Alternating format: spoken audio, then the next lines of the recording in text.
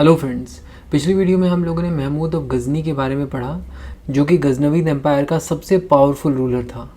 Mahmood of Ghazni ने 998 AD से लेकर 1030 एडी तक रूल किया और हमने ये भी देखा था कि 1015 एडी में इसने हिंदू शाही डायनेस्टी को ख़त्म करके पंजाब तक के रीजन्स को कैप्चर कर लिया था।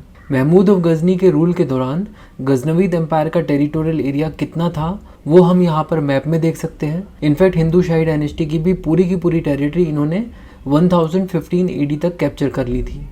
इस इवेंट के अगले 10 सालों तक यानी 1015 एडी से लेकर 1025 एडी तक का जो पीरियड है, इस दौरान महमूद ऑफ गज़नी मात्र दो चीज़ों में बिजी रहा।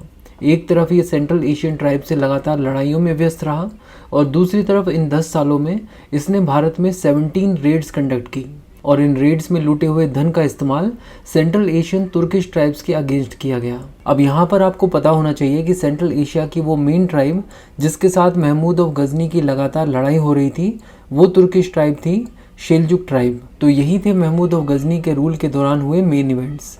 इसके बाद 1030 एडी में महमूद ऑफ गज़नी की डेथ हो गई। गज़नवीद एम्पायर महमूद ऑफ गज़नी की डेथ के बाद भी काफ़ी लंबे समय तक चलता रहा, लगभग 1190 एडी तक। बट महमूद ऑफ गज़नी के सभी सक्सेसर्स वीक थे, ऐसे में गज़नवीद एम्पायर भी काफ़ी ज़्यादा वीक हो गया था। चलिए अब मैप के थ्रू आगे के इवेंट्स को कवर करते हैं। देखिए, ये है वो टेरिटोरियल एरिया जो कि महमूद ऑफ गज़नी के रूल के दौरान गज़नवीद एम्पायर का हुआ करता था। बट वीक सक्सेसर्स के चलते सेंट्रल एशियन तुर्किश ट्राइब शेल्जुक्स ने खुरासन और सिस्तान वाले रीजन्स को कैप्चर कर लिया और गज़नवीद एम्पायर लगातार श्रिंक होने लगा। इनफैक्ट शेल्जुक एम्पायर उस समय इतना पावरफुल किंगडम बन के उभरा कि उसने अब्बासीद कैलिफेट की भी कुछ टेरिटरीज को ऑक्यूपाई कर लिया था, जैसे कि सीरिया और जॉर्डन वाले रीजन्स। आप देख सकते हैं कि सीरिया, ईरान, ट्रांसऑक्सेनिया और खुरासन जैसे एरियाज अब सीधे सीधे शेल्जुक एम्पायर के कंट्रोल में थे और अब इनकी नज़र थी गज़नवीद के बचे कुचे टेरिटोरियल एरिया पर। और इसीलिए 1040 एडी में इन्होंने गज़नवीद के ऊपर भी फिर से अटैक किया। गज़नवीद और शेल्जुक्स के बीच जो बैटल हुई थी उसका नाम है डंडनाकन। इस बैटल में शेल्जुक्स ने गज़नवीद की पूरी टेरिटरी एक्वायर कर ली, एक्सेप्ट गज़नी और पंजाब वाला रीजन। अब आप मैप में देख सकते हैं कि गज़नवीद अब एक बहुत ही छोटे एरिया में सिकुड़ कर रह गए थे। बट ध्यान रहे कि उधर शेल्जुक एम्पायर के लिए भी मुश्किलें कम नहीं थी। सेंट्रल एशिया से लगातार एक के बाद एक तुर्किश ट्राइब्स उन पर अटैक करते जा रहे थे। इनमें से कुछ तुर्किश ट्राइब्स बुद्धिज़्म को मानती थी और कुछ का रिलीजन था पगान। इन तुर्किश ट्राइब्स के लगातार अटैक्स ने शेल्जुक एम्पायर को वीक कर दिया था और देखते ही देखते शेल्जुक एम्पायर की पावर पूरी तरह से ख़त्म हो गई। यानी अब इस रीजन में कोई भी बड़ी पावर मौजूद नहीं थी, एक वैक्यूम सा क्रिएट हो गया था। इस पावर वैक्यूम को भरने के लिए तुर्किश ट्राइब्स इस रीजन में एंटर करने लग गई। जिस तुर्किश ट्राइब ने इस रीजन को ऑक्यूपाई किया उनका नाम था ख्वारिज़मी। इसके अलावा एक और डायनेस्टी थी जिसने इस बात का फ़ायदा उठाने की कोशिश की कि इस रीजन में कोई भी बड़ी टेरिटोरियल पावर नहीं है। इस डायनेस्टी का नाम है घुरीद्स। घुरीद्स एक्चुअली गज़नवीद एम्पायर और शेल्जुक एम्पायर में वसल के रूप में काम करते थे, यानी इनके रूल के दौरान ये फ्यूडल लॉर्ड्स हुआ करते थे।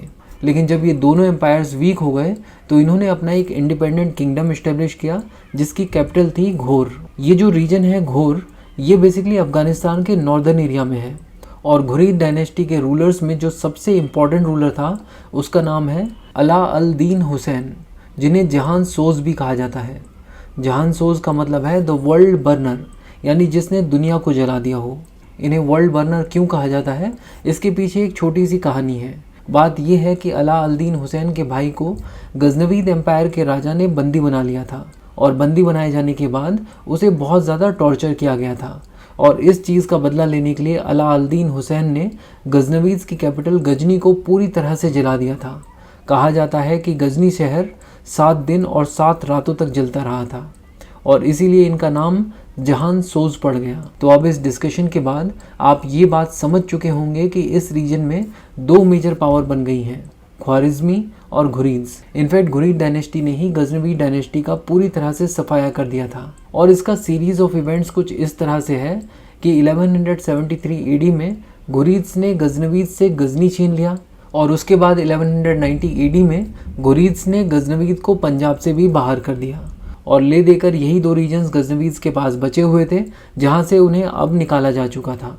यानी गजनवीज़ का चैप्टर अब क्लोज हो चुका है और उन्हें 1190 AD में घुरीद्स ने रिप्लेस कर दिया है। अब अगर हम लोग मैप पर नज़र डालें तो आप साफ तौर पर देख पाओगे कि घुरीद्स के पास कोई भी ऑप्शन नहीं है कि वो वेस्ट में अपनी टेरिटरीज़ को एक्सपेंड कर पाएँ, क्योंकि ख्वारिज़मी बहुत ही ज़्यादा पावरफुल किंगडम है। इसीलिए उनके पास एक ही ऑप्शन बचा और वो ये कि वो इंडिया पर अटैक करें और अपनी टेरिटरीज़ को इंडिया की तरफ एक्सटेंड करने की कोशिश करें। बट आपको पता है कि उस समय इंडिया में राजपूत एक्टिव थे और उनमें भी जो सबसे पावरफुल रूलर था वो थे चौहान्स।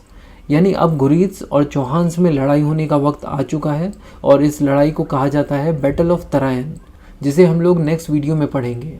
यूपीएससी के लिए इंडिया की history, Indian polity, Indian economy और इंडियन ज्योग्राफी के लिए बुक्सतावा की प्लेलिस्ट को फॉलो कीजिए। Thank you so much for watching and supporting बुक्सतावा।